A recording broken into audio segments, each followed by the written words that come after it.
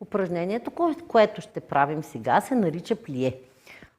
Плие е просто приклякане надолу, но не съвсем, защото когато кажем клек, имаме предвид приклякане с привеждане на трупа напред, а ние ще клякаме с абсолютно изправен гръбначен стълб.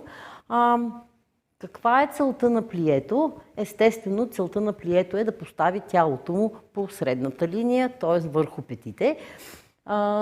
Втората цел на плието е да научи стъпалата ни да поддържат сводовите повдигнати.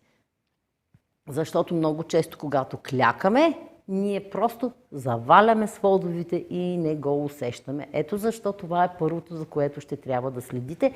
Заземете стъпалата, повдигнете сводовите, като притиснете основата на палеца, котрето и петата към земята и използвате външните си ръбове.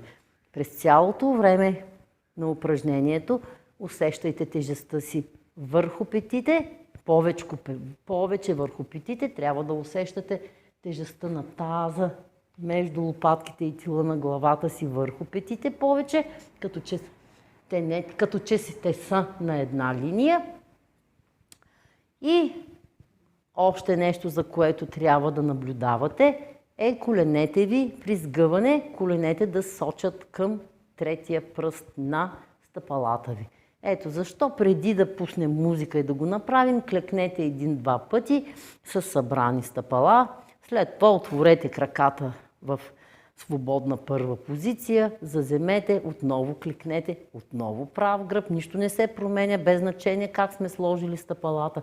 Клекнете един-два пъти, погледнете на къде сочат коленете ви и ако ви е трудно коленете да са над третия пръст, а коленете ви са всъщност върху палеца, то тогава съберете още повечко стъпалата скромно.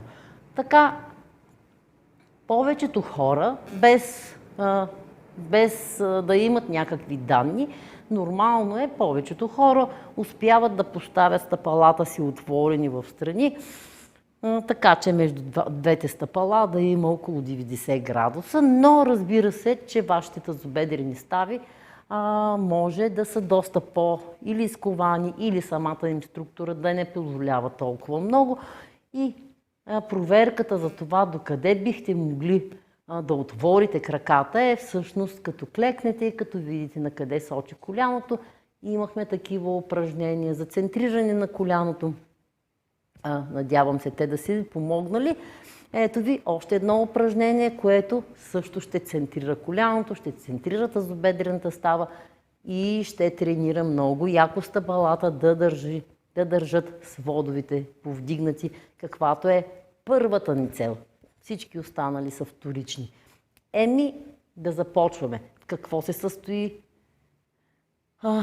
това упражнение? Ще застанем с събрани крака и събрани стъпала и ще направим 4 плиета. Бавно, темпото е доста бавничко. 4 плиета с събрани стъпала. След това ще ги отворим скромничко на вашата първа позиция. Ще направим още 4, а след това 4 пъти ще ги редуваме. Затваряме стъпалата, клякаме, отваряме стъпалата, като плъзнем възглавничките на пръстите в страни и клякаме. Затваряме, клякаме, отваряме, клякаме. Това ще е предизвикателство, защото бързо ще трябва да се ориентирате къде ви е тежестта, да ни я изпуснете, да остава върху петите. И така тежестта остава върху петите, а при повдигане петите съвсем съзнателно бутат повече към земята, което пък ще ви помогне да активирате таза. Нека сега да пробваме и да видим какво ще се получи.